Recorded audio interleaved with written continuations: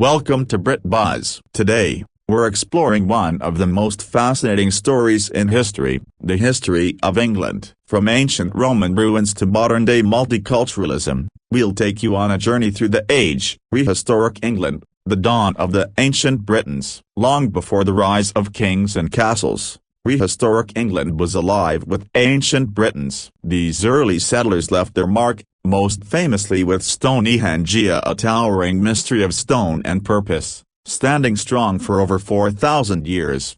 They were hunters, gatherers, and early farmers who thrived off the land. They crafted tools from flint, shaped the first pottery, and built small communities. These were the roots of England, where history began before history was even written. Mysterious, resilient, and ingenious, the ancient Britons remind us of how far we've come from those early days of survival and innovation.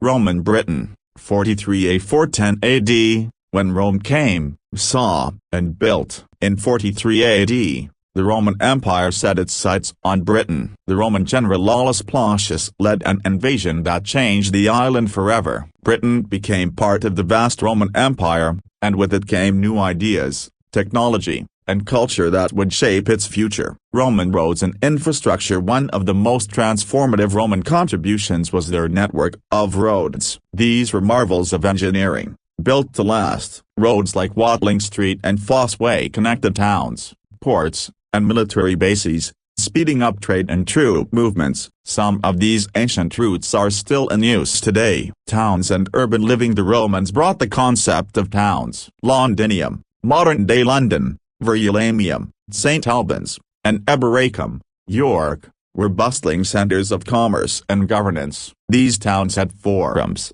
amphitheaters, and even public baths, creating a sense of urban life previously unknown to the native Britons. Hadrian's Wall. In 122 AD, Emperor Hadrian ordered the construction of a monumental wall stretching 73 miles across northern England. This was more than just a defensive barrier, it was a statement of Roman power. It marked the edge of the empire and helped control trade and movement between Roman Britain and the untamed lands beyond. New technologies and luxuries. The Romans introduced advanced engineering, aqueducts, and underfloor heating, hypocausts, to Britain. They also brought new crops, like grapes and apples, and introduced winemaking to the island. Public baths became popular gathering places, where hygiene met socializing. Trade networks. Roman Britain became a hub for trade, importing goods like wine, olive oil, and pottery while exporting resources like tin, lead, and wool. The Romans established trade routes that connected Britain to the rest of the empire,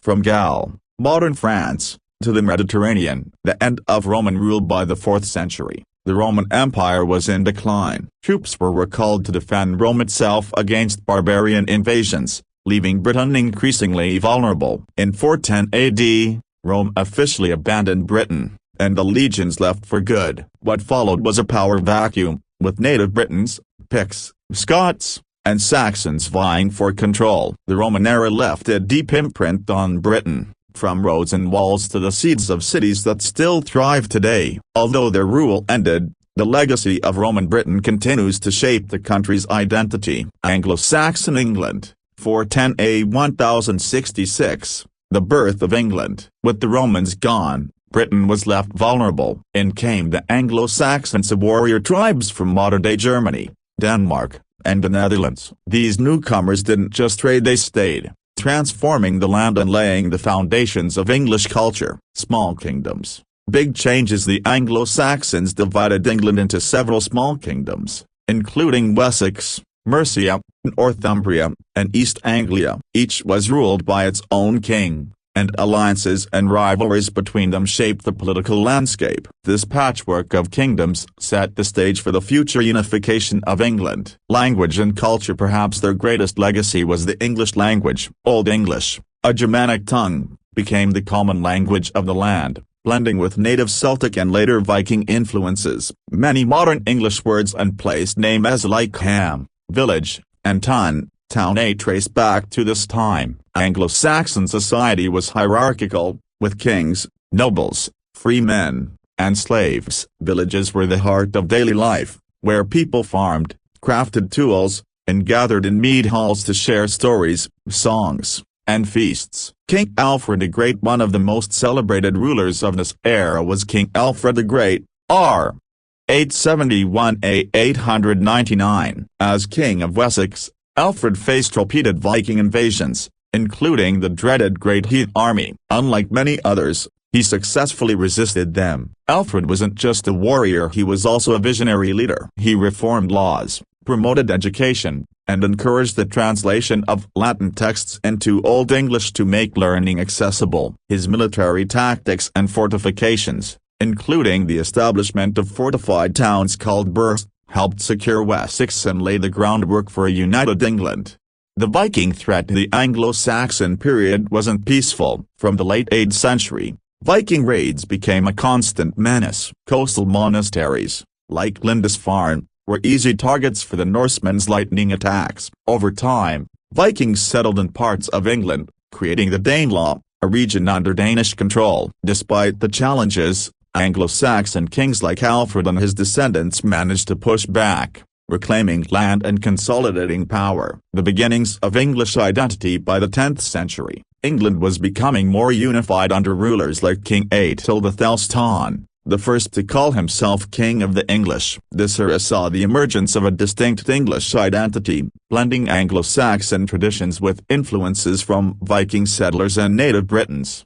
The end of Anglo-Saxon England. The Anglo-Saxon era came to an end in 1066 with the Battle of Hastings. William the Conqueror, a Norman duke, defeated King Harold II, bringing Norman rule to England. But the Anglo-Saxon legacy endured, particularly in language, law, and culture. This was an era of warrior kings, heroic resistance, and the seeds of a nation that would one day call itself England. It was a time when the English identity began to take shape, built on battles, resilience, and the bonds of language and culture. The Norman Conquest, 1066, a new era for England. In 1066, the Norman Conquest turned England on its head. William the Conqueror, Duke of Normandy, claimed the English throne after defeating King Harold II at the Battle of Hastings. This seismic event reshaped England's culture, governance, and landscape, laying the groundwork for medieval society. The Battle of Hastings. The stage was set when King Edward the Confessor died childless in January 1066. Harold Godwinson, an Anglo-Saxon noble, claimed the throne. But William of Normandy had other plans, asserting that Edward had promised the crown to him years earlier. On October 14, 1066, their armies clashed near Hastings. The Normans' disciplined tactics, including feigned retreats, outmaneuvered Harold's forces. Harold's death, famously depicted with an arrow to the eye in the Bayeux tapestry, sealed the Normans' victory. Norman rule and feudalism. Once crowned King of England, William faced the challenge of securing his rule. He introduced feudalism, a system that defined medieval England. Under feudalism, the king owned all the land. He granted land to nobles in exchange for loyalty and military service. The nobles, in turn, allowed peasants, serfs, to live and work the land in return for labor and taxes. This system centralized power and ensured William's control over his new kingdom. The rise of castles. To maintain dominance, the Normans built castles strong, imposing fortresses designed to project authority and deter rebellion. These were unlike anything the Anglo-Saxons had built. Key examples include the Tower of London, constructed as a symbol of Norman power. It served as a royal residence and a deterrent to uprisings. Motte and Bailey castles, quick to build and strategically placed. These castles became the backbone of Norman military strategy. Cultural fusion. The Norman conquest blended Anglo-Saxon traditions with Norman culture, language. Norman French became the language of the elite, influencing law, governance, and even the church. Over time, it merged with Old English, creating Middle English, the foundation of modern English. Laws and governance. William's administration formalized land ownership through the Domesday Book in 1086, a detailed survey of England's assets for taxation purposes. Architecture. Norman Romanesque styles transformed England's churches and cathedrals,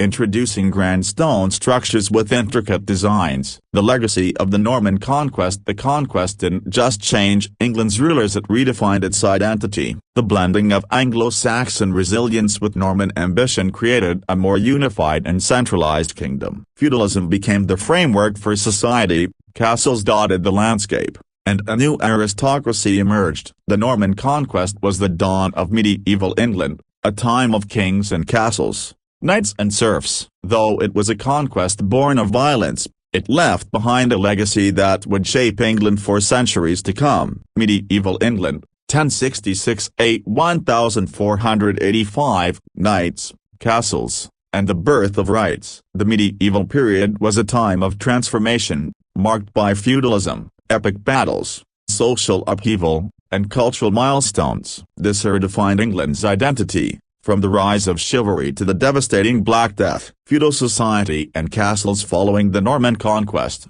feudalism became the backbone of society. The king ruled over a hierarchy of nobles, knights, and peasants, with land ownership tightly linked to loyalty and service. Castles were both symbols of power and centers of defense, dotting the countryside as strongholds for lords. Knights emerged as elite warriors bound by a code of chivalry, emphasizing loyalty, bravery, and protection of the weak. Tournaments, jousts, and crusades became hallmarks of the age. The Magna Carta, 1215. One of the most pivotal events of medieval England was the signing of the Magna Carta. In 1215, King John faced rebellion from his barons over heavy taxation and abuse of power. Forced to negotiate, he agreed to the Magna Carta, a document that limited the king's power for the first time, established that no one, not even the monarch, was above the law, granted basic rights, like protection from unlawful imprisonment. While initially aimed at protecting the nobility,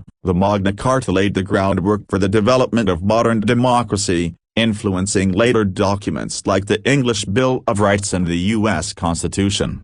The Hundred Years' War, 1337–1453. This prolonged conflict between England and France dominated much of the late medieval period. English kings, such as Edward III and Henry V, sought to claim the French throne, leading to famous battles like Agincourt in 1415. Despite early successes, England ultimately lost most of its French territories. The war spurred national pride and innovation, including advancements in military technology like the longbow, which gave English armies an edge in battle. The Black Death, 1347–1351. The Black Death swept through England in the mid-14th century, killing nearly half the population. This catastrophic plague, caused by the bubonic bacterium, changed society forever.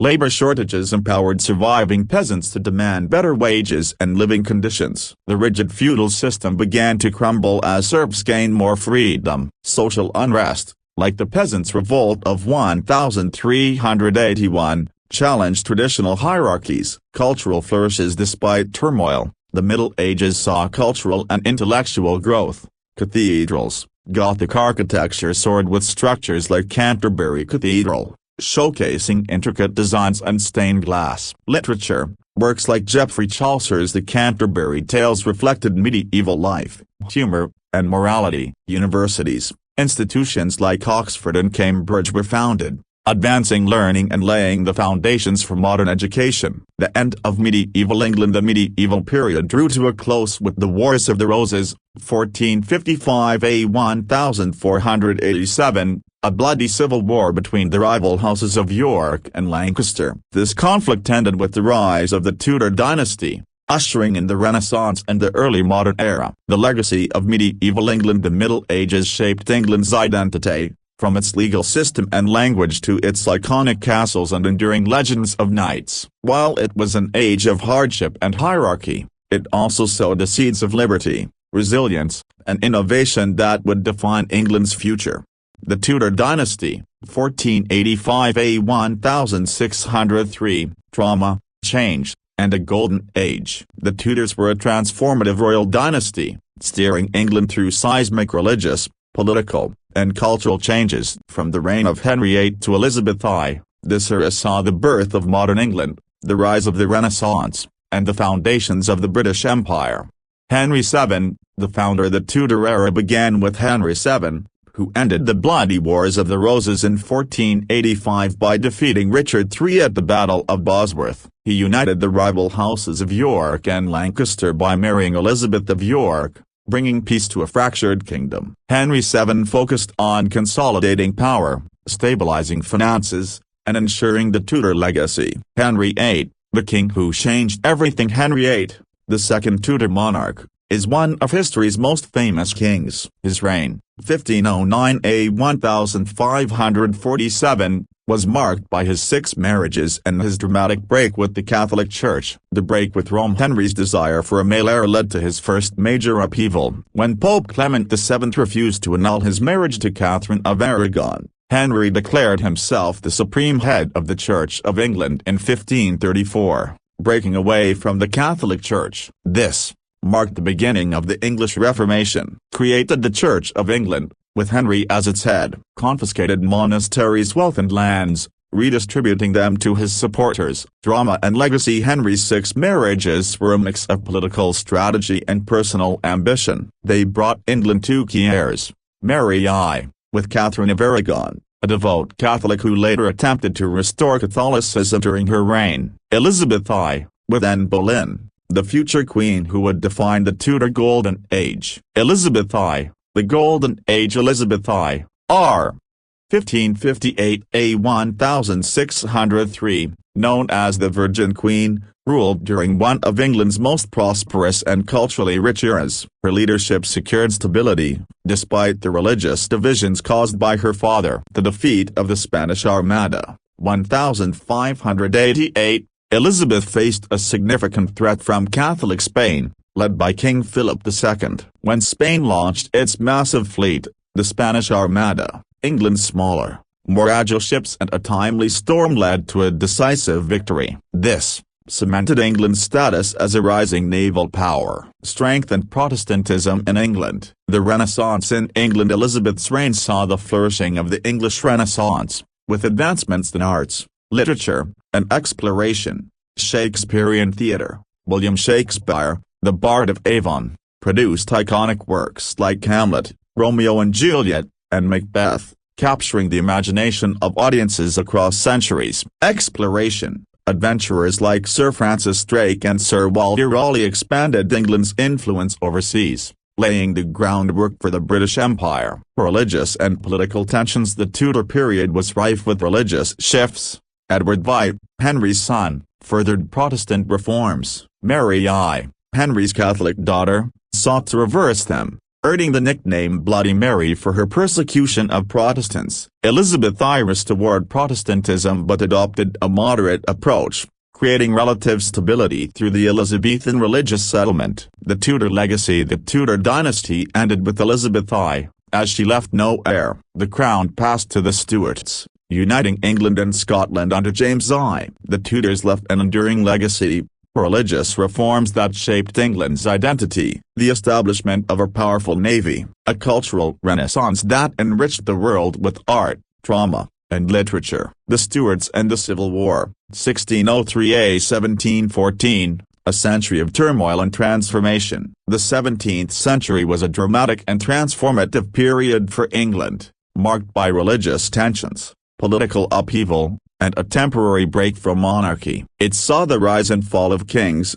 a bloody civil war, and the eventual shaping of constitutional monarchy. The Stuarts take the throne. The Tudor dynasty ended in 1603 with the death of Elizabeth I, leaving the throne to James I, James VI of Scotland, the first Stuart monarch. This union of crowns brought Scotland and England under one ruler, though they remained separate nations. James I believed in the divine right of kings, clashing with Parliament over power and finances. These tensions worsened under his son, Charles I. Religious divisions and tensions. Religious conflict simmered throughout the 17th century. Protestant versus Catholic. The Stuarts were suspected of Catholic sympathies, fueling mistrust among England's largely Protestant population. Puritans, a growing faction of strict Protestants, demanded further reforms to the Church of England, increasing friction with the monarchy. The English Civil War,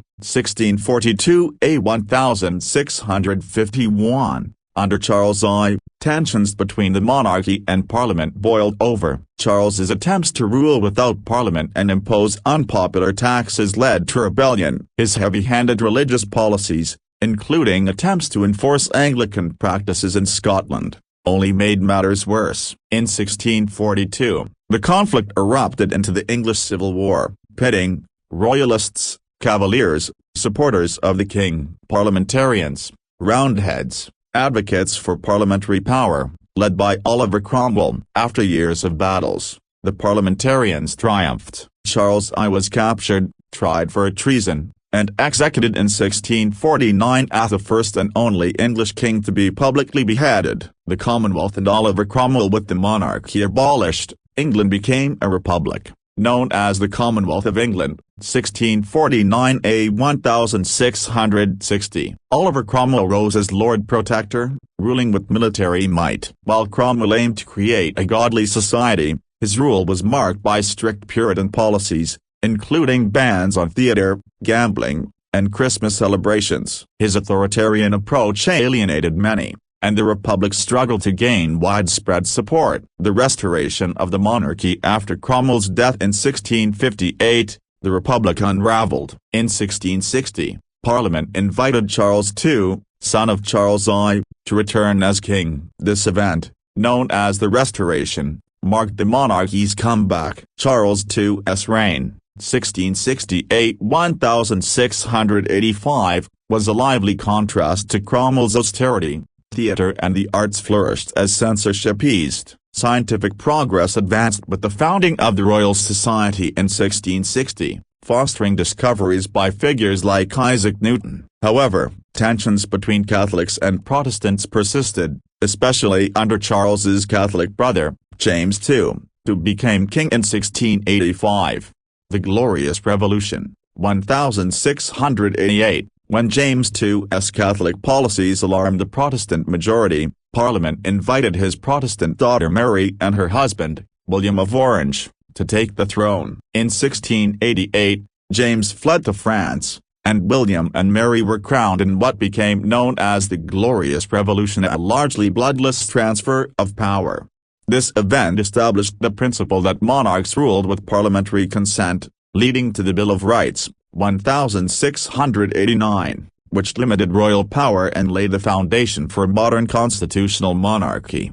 The union of crowns and the end of the Stuarts. The Stuart dynasty ended with Queen Anne, who oversaw the Act of Union, 1707, uniting England and Scotland into the Kingdom of Great Britain. Her death in 1714 without an heir brought the German House of Hanover to the throne. The legacy of the Stuarts. The Stuart period transformed England from an absolute monarchy into a constitutional one. The Civil War and Glorious Revolution redefined the balance of power, giving Parliament a central role in governance. The Industrial Revolution, 18th and 19th century. The Age of Transformation. The Industrial Revolution, beginning in the late 18th century, was a period of monumental change that reshaped England and the world. It marked the shift from an agrarian economy to one dominated by industry and technology, transforming how people lived, worked, and thought.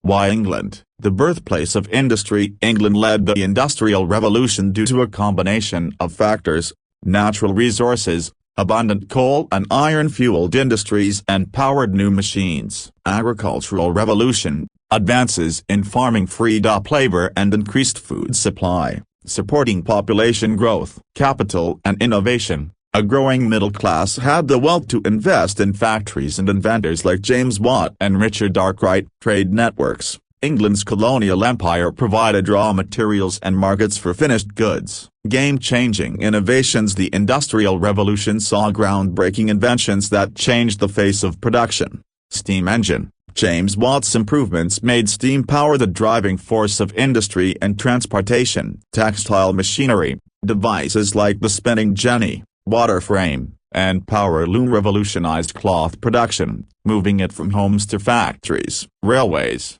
The invention of the steam locomotive, like George Stephenson's rocket, connected cities and facilitated the rapid movement of goods and people. Factories and urbanization. Factories became the heart of industrial growth, shifting work from rural homes to urban centers. Cities like Manchester, Birmingham, and Liverpool expanded rapidly, earning nicknames like Catanopolis. Urbanization transformed England, but it also brought challenges. Overcrowding, cities swelled with workers seeking jobs, leading to cramped, unsanitary living conditions. Working conditions. Factory work was often grueling, with long hours, low wages, and dangerous environments. Child labor. Children as young as 5 worked in mines and factories, often for meager pay. Social challenges and reform movements. The rapid pace of industrialization created inequalities and sparked efforts for change. Workers' rights. The harsh conditions led to the rise of trade unions, which fought for better wages,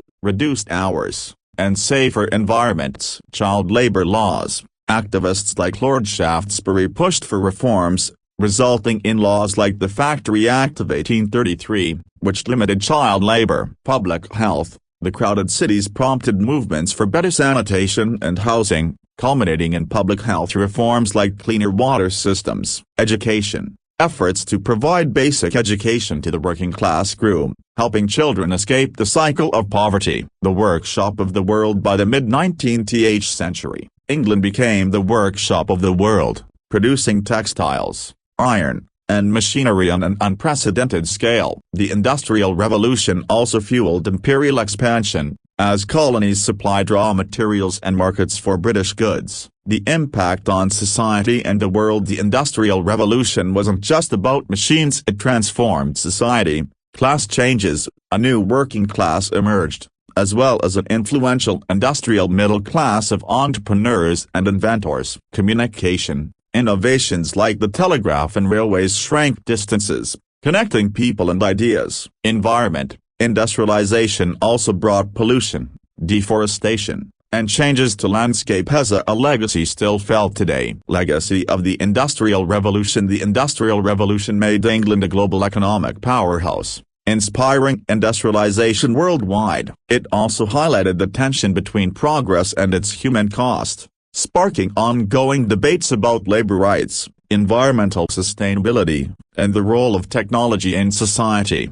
The Victorian Era, 1837–1901, Empire, Innovation, and Inequality. The Victorian Era, named for Queen Victoria, was a defining period in England's history. It was marked by unprecedented expansion, industrial and cultural achievements, and deep social contrasts. Under Victoria's rule, Britain became the world's preeminent power, but the era also faced significant challenges, from poverty at home to controversies over colonialism abroad.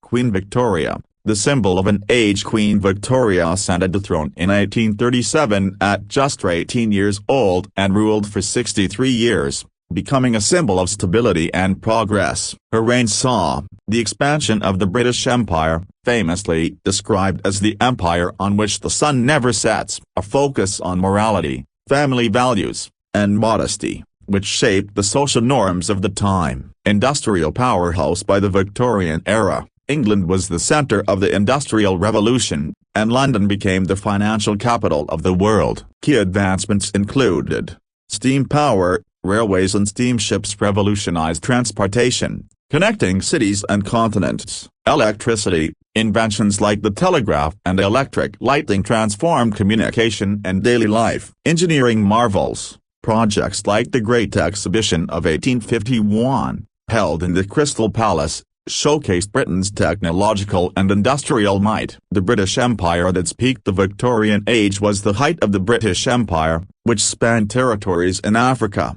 Asia, the Americas, and Oceania. This global dominance brought wealth and resources. Colonies supplied raw materials like cotton, tea, and spices, fueling Britain's economy. Cultural exchange. Ideas, goods, and people moved across the empire, though often under exploitative conditions. However, colonialism also sparked controversies.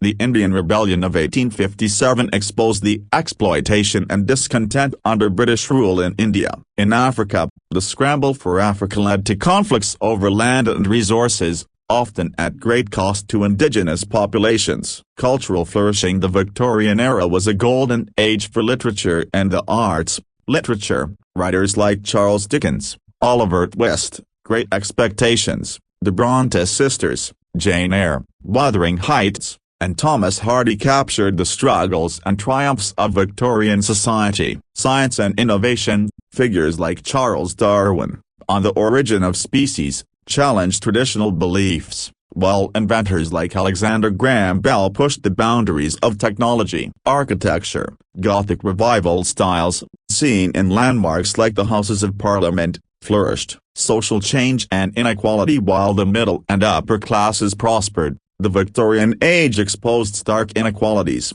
Poverty, rapid urbanization created overcrowded slums, where many lived in dire conditions. Child labor, poor children often worked long hours in factories, mines, and as chimney sweeps. Women's roles, Victorian society confined women to domestic spheres, though reformers like Florence Nightingale and Emmeline Pankhurst began advocating for women's rights. Social reform, figures like Charles Booth and Friedrich Engels documented the struggles of the working class, sparking debates on labor laws, housing, and education. Victorian morality and reform movements. The Victorians were known for their emphasis on morality, discipline, and self-improvement. Reform movements flourished. Abolition of slavery. While slavery had been abolished in 1833, the Victorian era focused on enforcing this across the empire. Education acts. Laws like the Elementary Education Act of 1870 aimed to provide basic schooling for all children. Public health. Reforms addressed sanitation, clean water, and housing, especially after events like the Great Stink of 1858 in London. The Victorian legacy. The Victorian era laid the foundation for the modern world, from technological innovation to cultural milestones. However, it also left a complex legacy of imperialism and inequality. The World Wars, 20th century. Triumph and tragedy. The two world wars of the 20th century shaped England's history profoundly. They brought immense sacrifice, resilience, and transformation, redefining the nation's role on the global stage and leaving lasting legacies in politics, society, and culture. World War I, 1914–1918. The Great War. World War I, often called the war to end all wars, erupted in 1914 after the assassination of Archduke Franz Ferdinand. England, part of the Allied powers with France and Russia, faced Germany and its allies in a brutal conflict. England's role in the war. Mobilization. Millions of British soldiers were sent to fight, many on the Western Front and Belgium and France. Naval power. The Royal Navy played a crucial role in maintaining blockades, cutting off supplies to Germany. Industry and home front. Factories shifted to produce weapons and supplies, while women joined the workforce in unprecedented numbers. The cost of war. Over 700,000 British soldiers died, with millions more wounded, leaving a scar on an entire generation. The war introduced devastating new weapons like machine guns, tanks, and chemical gas, making it one of the bloodiest conflicts in history. The legacy of World War I. The war ended with the Treaty of Versailles in 1919, but the cost was enormous. Economically, Britain was weakened by debt. Politically, the war sowed the seeds of future tensions, leading to World War II. Socially, it inspired movements for change.